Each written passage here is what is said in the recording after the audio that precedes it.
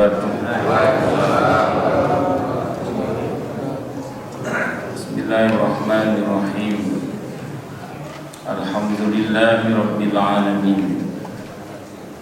Wa bihi nasta'inu ala umuri dunya waddin. Wassalatu wassalamu ala asyrafil anbiya'i wal mursalin, Sayyidina wa habibina wa syafi'ina wa qurrati ayunina wa maulana Muhammadin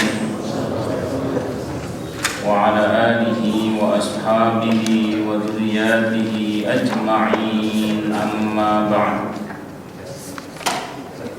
Ashhadu an la ilaha illallah wa ashhadu anna Muhammadar Rasulullah wa ufawwidu amri ilallah. Inna Allaha basirun bil ibad. Hasbiyallahu la ilaha illa huwa alayhi tawakkaltu wa huwa rabbul arshil azim. Qala Allah ta'ala fi kitabihil karim hikayatan an nabiyyillahi Musa alaihi salam. Rabbi shrah li sadri wa yassir li amri wahlul 'uqdatam min lisani yafqahu qawli. Para alim, para asatidz, para asatidah, para bapak dan ibu sekalian, hafizani wa hafizakumullah. Wabil khusus segenap pengurus Masjid Baitur Rahman, ya, semoga pengurusnya dan jamaahnya selalu dalam naungan rahmat, barokah, perlindungan serta bimbingan Allah Subhanahu wa taala. Amin Allahumma insyaallah. Pertama-tama mari kita haturkan puja dan puji syukur kita kehadirat Allah Subhanahu wa taala dengan berucap alhamdulillah. Mudah-mudahan dengan hamdalah ini nikmat dari Allah untuk kita ditambah. Karena Allah telah berjanji dalam Al-Quran di surah Ibrahim ayat 7, A'udzubillahi sami'il 'alim minasyaitonir rajim, wa ita'adzana rabbukum la in syakartum la azidannakum wa la in kafartum inna 'adzabi lasyadid. Jadi kalau kita bersyukur, sungguh nikmat dari Allah untuk kita ditambah. Dan kalau kita kufur, kita diingatkan oleh Allah akan siksanya yang sangat pedih. Ini janji Allah, dan janji Allah dalam Al-Quran itu la raiba fihi, tidak ada keraguan di dalamnya. Di antara penjelasan la raiba fihi adalah siapapun yang mengamalkan isi Al-Quran dengan keimanan dan keyakinan, maka Allah akan tunjukkan kebenaran Al-Quran itu kepadanya hingga tiada lagi keraguan dalam hatinya. Salawat dan salam semoga tercurah limpahkan junjungan kita Nabi besar Muhammad sallallahu alaihi wasallam. Semoga kita semua diakui sebagai umat beliau. Amin. Masih melanjutkan kajian kita tentang nama dan sifat Allah, yang insya Allah akan kita bahas pada subuh hari ini adalah nama dan sifat Allah Al-Khafidu dan Ar-Rafi'u. Al-Khafidu secara umum diterjemahkan dengan yang merendahkan. Kalau Ar-Rafi'u secara umum diterjemahkan dengan yang meninggikan. Jadi ada yang ditinggikan, ada yang direndahkan. Nah, semua itu sebenarnya dalam rangka untuk supaya roda kehidupan ini bisa berjalan dengan baik. Maka ya ada atasan, ada bawahan, ada suami, ada istri, ada orang tua, ada anak. Ada derajatnya yang lebih tinggi, ada yang lebih rendah. Dalam strata sosial itu kan ada kelas-kelasnya gitu. Nah, itu sengaja memang Allah buat supaya kan itu, supaya kemudian semuanya berjalan dengan baik. Namun keadaan itu tidak lantas kemudian di hadapan Allah. Saya ulang, tidak lantas kemudian di hadapan Allah. Yang atasan lebih mulia daripada yang bawahan, karena ukurannya bukan atasan atau bawahan, ukurannya bukan suami atau istri, ukurannya bukan jenis kelamin atau warna kulit, tapi ketakwaannya. Makanya Allah bilang di surah Al-Hujurat ayat 13 itu, inna akramakum indallahi atqakum. Ya ayyuhan nas inna khalaqnakum min dzakarin wa untha wa ja'alnakum syu'uban wa qabaila lita'arafu inna akramakum indallahi atqakum, hingga akhir ayat. Hei manusia, sesungguhnya kami telah menciptakan kalian dari seorang laki-laki dan seorang perempuan, berkembang menjadi bersuku-suku dan berbangsa-bangsa agar kalian saling mengenal. Sesungguhnya yang paling mulia di antara kalian di sisi Allah adalah yang paling bertakwa. Jadi ukurannya bukan jenis kelamin, bukan warna kulit, bukan atasan atau bawahan. Kalau di hadapan Allah ya, kemuliaan itu ukurannya adalah takwa dalam hal ini. Terus terkait dengan ada yang lebih mulia, ada yang lebih rendah, dalam tanda kutip terkait dengan kelas-kelas sosial tadi atau terkait dengan pembagian tugas dalam kehidupan sehari-hari itu tidak lantas kemudian dibenarkan untuk saling menindas atau saling mendolimi. Kenapa? Karena dibalik ketentuan lebih rendah dan lebih tinggi itu pada dasarnya ada unsur yang disebut dengan hak dan kewajiban. Ada unsur namanya apa? Hak dan kewajiban. Seperti misalnya dalam struktur rumah tangga itu suami memang lebih tingkat di atas istri.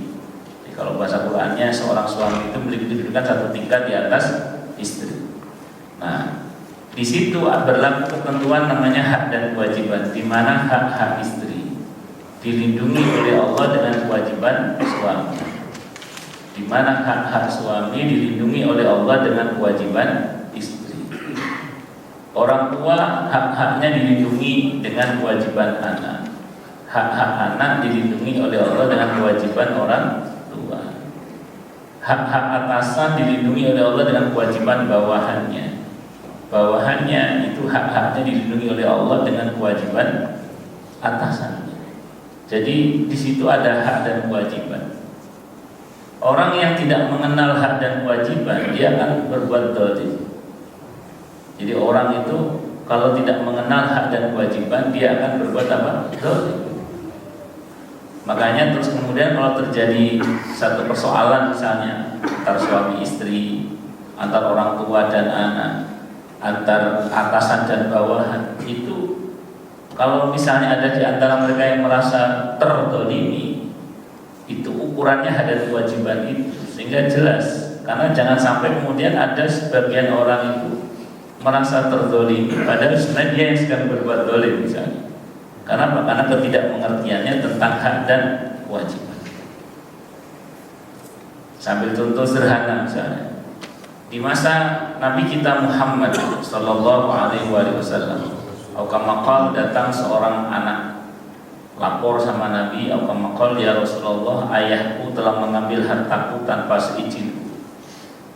Nabi bilang, panggil bapakmu, panggil bapaknya. Nabi itu sering kalau ada masalah antar dua orang gitu, Nabi pengennya hadir dua-duanya, biar ada dua sudut pandang yang bisa disampaikan. Karena kalau cuma satu yang ngomong kadang nggak imbang. Kalau satu yang ngomong apa nggak imbang. Panggil bapakmu, dipanggil bapaknya. Begitu datang bapaknya ditanya, kalau bahasa kita ada dalam fikih sunnah saya sampaikan. Apa betul kalau bahasa kita ya? Kamu telah mengambil harta anakmu tanpa seizin dia. Kata bapaknya sederhana saja. Anak saya ini kaya ya Rasulullah. Anak saya ini kaya, bukan kaya, kaya. Anak saya ini kaya ya Rasulullah. Tapi dia itu polid pakai gal. Kalau bahasa kita hadisnya kalau gitu amat gitu ya. Modifikasi.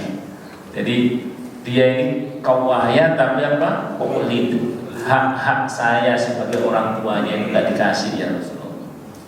Kalau bahasa kita itu saya sopok dulu, saya ambil aja hak saya pada hartanya tanpa seizin dia. Itu Nabi yang tadi kan anaknya merasa terdolimi kan. Akhirnya sama Nabi malah dimarahi. Kata Nabi, anta wa maluka li abika.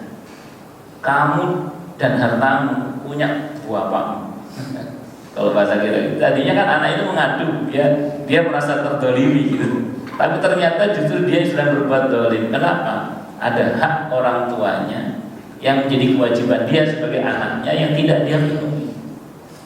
Maka jangan menjadikan si ayah ini berhak mengambil hak-haknya pada harta anaknya tanpa seizin dia. Makanya hati-hati. Jadi anak itu jangan sampai kita bantu sana, bantu sini, nyumbang sana, nyumbang sini, sementara orang tua sendiri miskin tidak pernah dibantu. Mertua sendiri miskin tidak pernah dibantu. Nah ini bantu sana, bantu sini itu utama. Tapi kepada orang tua dan mertua itu jauh lebih utama. Bukan jauh lebih utama. Nah, kalau kita sibuk bantu sana, bantu sini, nyumbang sana, nyumbang sini, terus orang tua miskin tidak pernah dibantu, mertua miskin tidak pernah dibantu. Itu kalau bahasanya Ibnu Jauzi itu kena talbus iblis, kena tipu daya iblis. Di antara bentuk tipu daya iblis itu apa? Dibuat orang sibuk dengan yang utama, secara bersamaan dia tinggalkan yang lebih utama. Dia sibuk dengan yang utama, secara bersamaan dia tinggalkan yang lebih utama. Nyumbang sana, nyumbang sini, bantu sana, bantu sini itu utama. Tapi kepada orang tua dan mertua itu jauh lebih utama. Nah, jangan sampai salah skala prioritas. Orang Jawa bilang nguber buceng kelangan deleng. Ngejar ikan kecil, kehilangan ikan besar. Itu kalau istilahnya.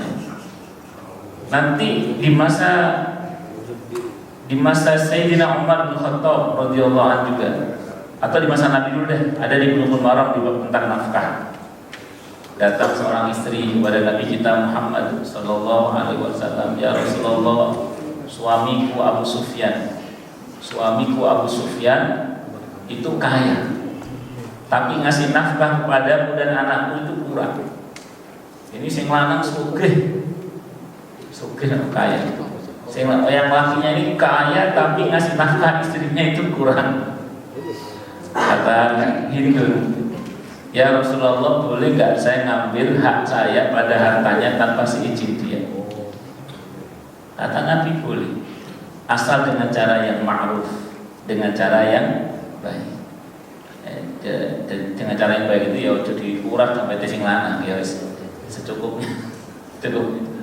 Nah ini penting disampaikan bukan apa-apa, karena ukuran nafkah itu kalau di surah At-Tolaq, nanti cek surah At-Tolaq ayat 7, nafkah dari suami ke istri misalnya ya, atau orang tua ke anak. At-Tolaq ayat 7.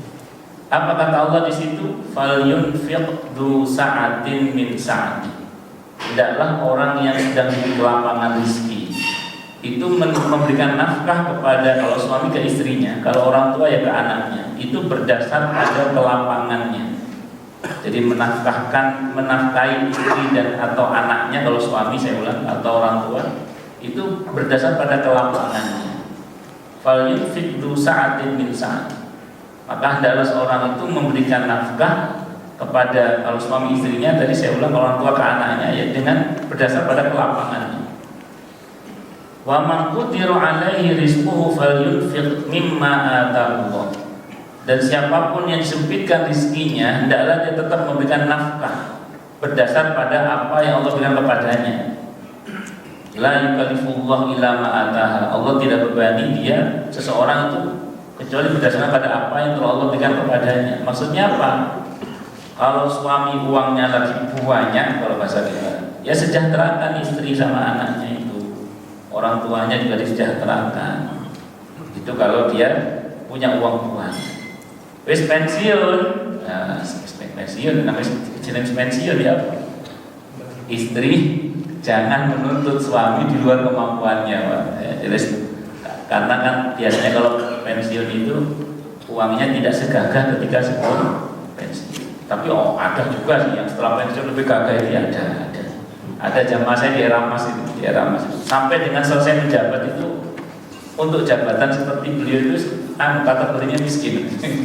Jadi ada seseorang itu di era emas 2000 itu sampai dengan selesai menjabat pensiun, maksudnya itu untuk kategori orang yang jabatan seperti beliau itu masuk dalam kategori miskin, kategorinya miskin. Itu itu qadarullah, setelah pensiun ada teman-temannya ngajak investasi usaha, berhasil. Setelah pensiun malah berhasil, malah tambah kaya, bukunya nambah, istrinya nambah itu setelah pensiun itu. Itu di era Mas 2000-an. Allah, saya sebutkan aja tempatnya biar Anda nggak tolak-toleh. Orang siapa di sini nggak tempat lain. Di sini saya nggak tahu. Atau tahu nanti saya cerita di sana. Bercanda ya. Tapi saya bilang ini saya serius. Jadi maksudnya ya kalau suami uangnya nggak segagandul lagi ya jangan nuntut di luar kemampuan suami. Nah, tapi di situ ada janji Allah. Barang siapa yang disempitkan oleh Allah, kok suami lah rezekinya lagi sempit nih. Tapi dia terus berusaha memberikan nafkah ke istrinya. Kata Allah, saya ja'alullah ba'da usrin yusra. Allah akan jadikan setelah kesulitan itu kemudahan. Jadi kalau ada suami terus berusaha ngasih nafkah istrinya, itu justru usaha dia ngasih nafkah istri itu akan menjadikan dia dimudahkan oleh Allah Subhanahu wa Ta'ala. Yes, pokoknya bismillah. Nah, itu seperti itu. Nah, tapi itu tentu ma'ruf ya. Ma'ruf itu kebaikan yang terlihat uang dan waktu. Mungkin masing-masing Anda sudah punya perjanjian dan istri dengan cara yang berbeda-beda. Dan ada jamaah saya itu saat itu dia gajinya pakai dolar. Di musim tahun 90-an itu gajinya sudah 15.000 US dollar, atau saya nggak paham. Ya, itu mumpung masih gagap uangnya, dikasih banyak istrinya memang. Tapi ada perjanjian itu. Nah, ini mumpung uangku lagi banyak, sampai tak naik mah. Tapi aku pensiun nanti jangan minta lagi ya. Sekarang pensiun, ya betul, tidak dituntut lagi. Kenapa? Karena dulu pas masih gagah-gagahnya istrinya dikasih uangnya. Ya untungnya istrinya dosen ekonomi.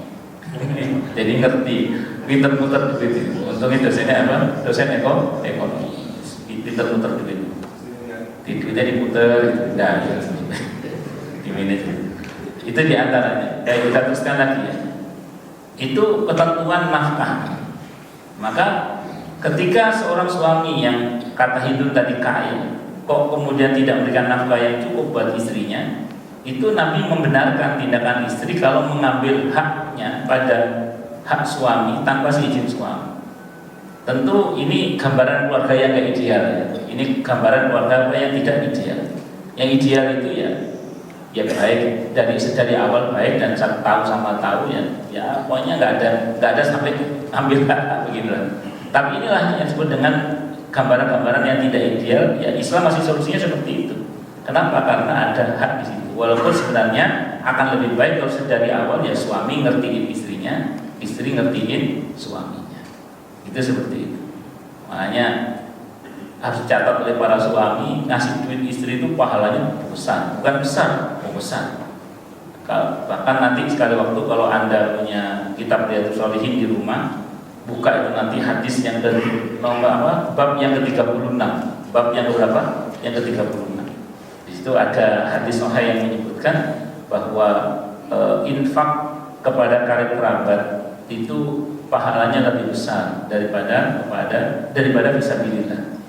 Jadi kalau bahasa sederhananya gini, 100.000 masuk ke kota amal masjid itu tidak lebih baik dengan 100.000 yang masuk ke kantong istri. Jadi 100.000 masuk ke kantong istri dengan 100.000 yang masuk ke kota amal masjid itu lebih besar yang masuk ke istri itu pahalanya, atau yang ngasih ke saudaranya, apalagi orang tuanya. Tapi hadis ini jangan salah pahami loh ya. Terus suami mau nyumbang masjid, ibu-ibu teriak, mas kota amalnya mas, ya, jangan gitu. Kalau suami sudah sama ibu sudah baik, nafkah tercukupi, sing lanang wape lah. Justru suami harus disemangati untuk nyumbang masjid. Untuk apa? Investasi akhirat. Nah, jadi saya ulang ya, kalau suami udah baik, dan hadis tadi itu untuk apa? Untuk suami yang polid pakai dal. Kok mas hati sih mas, kilo mas, betul. Kasih tahu yang dari hati kilo mas, mau ganjaran gede mas, ayo mas. Itu seperti itu. Kalau uangnya ada, kalau uangnya nggak ada ya, yes. Itu ya diantaranya. Terus di masa Sayyidina Umar bin Khattab radhiyallahu anhu datang kepada beliau seorang ayah. Kalau tadi kan anak yang datang, ini ayahnya yang datang. ayahnya lapor sama Sayyidina Umar bin Khattab radhiyallahu anhu. Kata beliau, yang Amirul Mukminin, anak saya telah durhaka. Kata beliau, ya panggil anaknya. Jadi ini menjadi kebiasaan para ulama memang. Jadi kalau ada konflik antara suami istri itu akan lebih enak kalau yang ngomong itu ya suami istri gitu. Saya itu pernah ditelepon oleh seorang di Rawamangun sana, orang Rawamangun itu telepon saya menceritakan konfliknya dengan istrinya. Ini seorang suaminya pun seorang suami menceritakan konfliknya dengan istrinya. Saya bilang ya gini Pak, kalau bisa ketemu dua-duanya aja. Jadi suami istri ketemu, nanti biar semuanya ngomong. Karena kalau yang ngomong suaminya ya gak imbang. Sebagaimana kalau yang ngomong istrinya ya gak imbang. Akan imbang itu kalau yang ngomong dua-duanya. Maka akhirnya saya bertemu sana, walaupun ujungnya ternyata cerai. Ujungnya ternyata apa? Cerai. Ya mau gimana lagi yang kedua? Tapi paling enggak kan cerainya secara baik-baik. Atau ada apa cerainya secara baik-baik. Nah, tapi di situ harus dipertemukan supaya ada keseimbangan informasi. Karena kalau satu orang yang bicara biasanya nggak seimbang biasanya. Itu seperti itu. Makanya terus kemudian saya ulang sekali lagi, saat itu kata Sayyidina Umar, panggil anaknya. Kan yang melaporkan bapaknya, melaporkan anaknya dipanggil itu.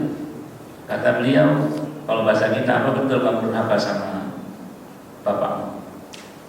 Anak itu balik bertanya, ya Amirul Mukminin, apa hak saya sebagai seorang anak yang harus penuhi oleh orang tua saya?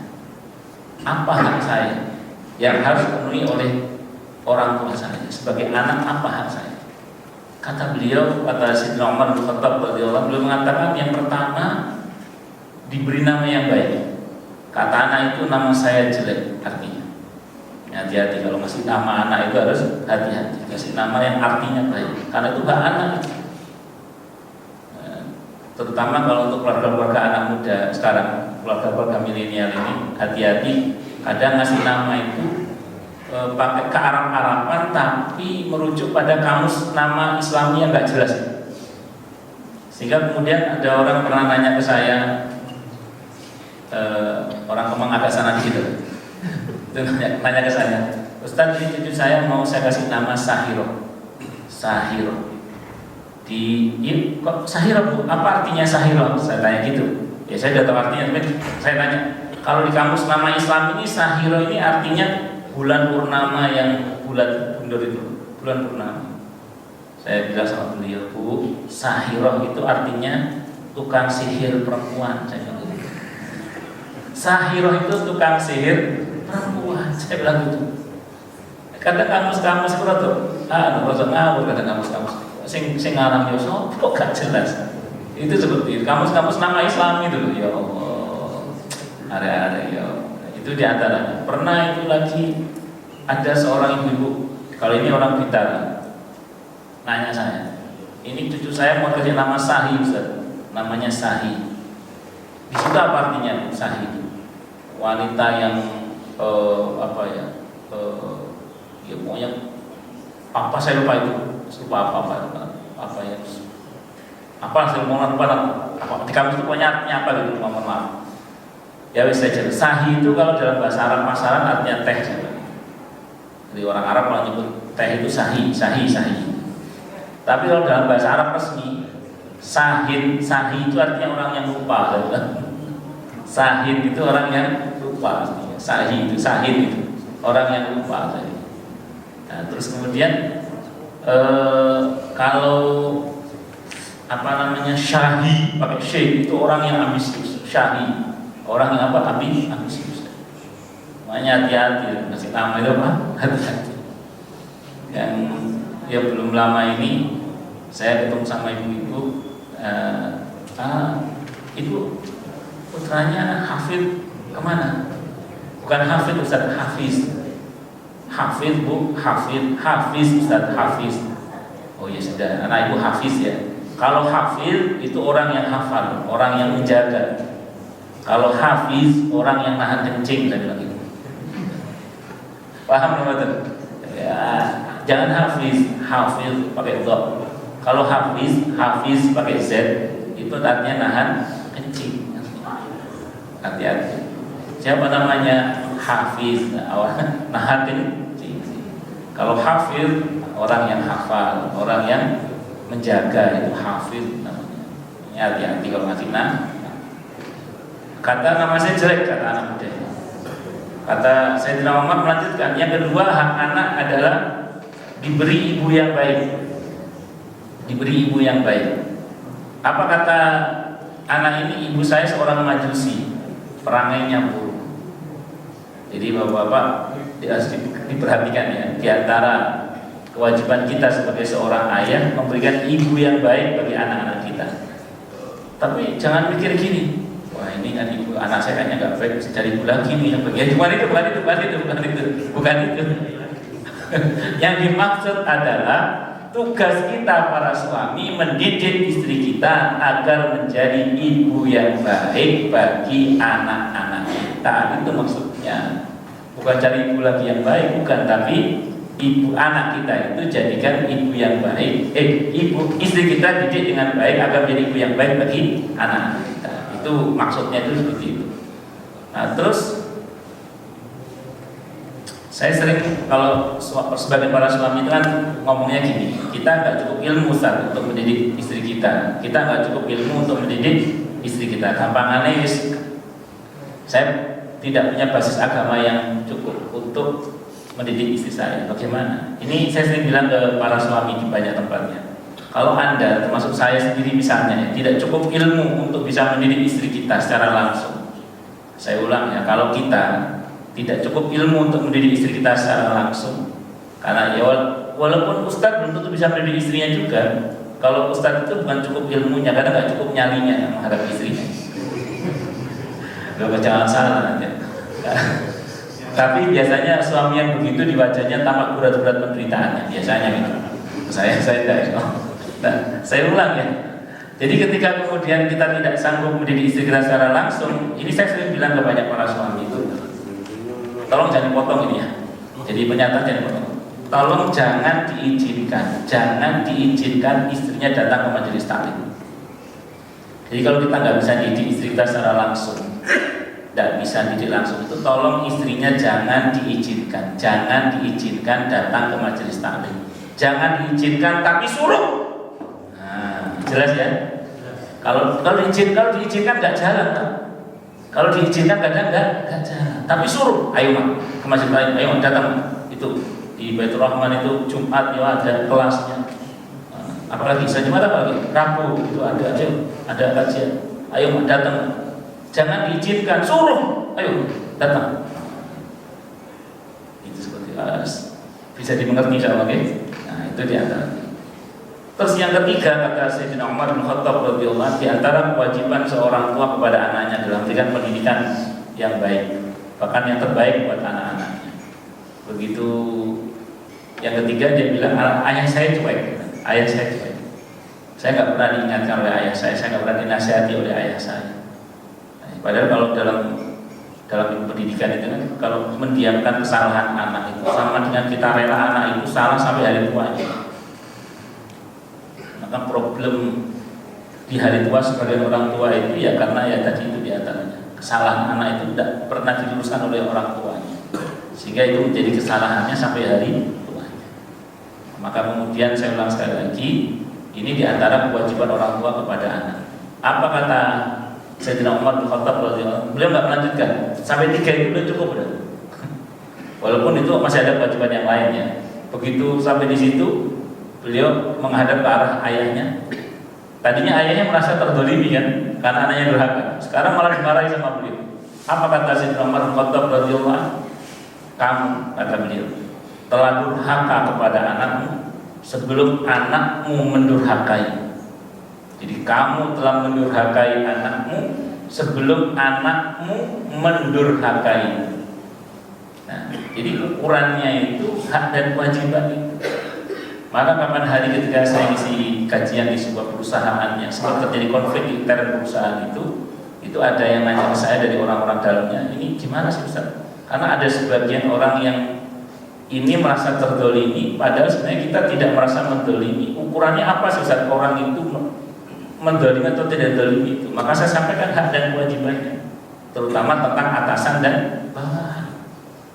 Rumusnya tadi hak-hak atasan itu dilindungi oleh Allah dengan kewajiban bawahan. Di situ ada hak dan kewajiban di situ. Makanya walaupun Allah menaikkan satu sisi, merendahkan yang lainnya, itu bukan berarti terus kemudian boleh saling menzalimi. Di situ ada hak dan kewajiban. Itu seperti itu. Tidak boleh atasan merasa lebih penting daripada bawahan, itu tidak boleh. Atau bawahan merasa lebih dibutuhkan oleh atasan, itu tidak boleh. Merasa lebih itu tidak boleh. Karena bahaya juga kalau hanya pakai atasan, nggak pakai bawahan, itu ya bahaya. Jangan seperti itu. Itu diantaranya ya, diantaranya Allah itu atasan dan bawahan. Makanya saya ulang sekali lagi terkait dengan tinggi rendah kelas-kelas sosial atau strata sosial yang real terjadi di tengah-tengah masyarakat itu ya semuanya itu bagian daripada bagian dari cara Allah untuk supaya roda kehidupan ini terus berjalan. Itu seperti itu. Ya nggak kebayang kalau semuanya kaya kan ya repot. Ya sebagaimana kalau semuanya miskin ya repot. Harus ada yang ya di atas, ada yang di apalagi Allah membilang dalam Al-Quran di surah Ali Imran 140 itu wa tilkal ayyam nudawiluha bainan nas, dan itulah hari-hari yang memang Allah pergilirkan.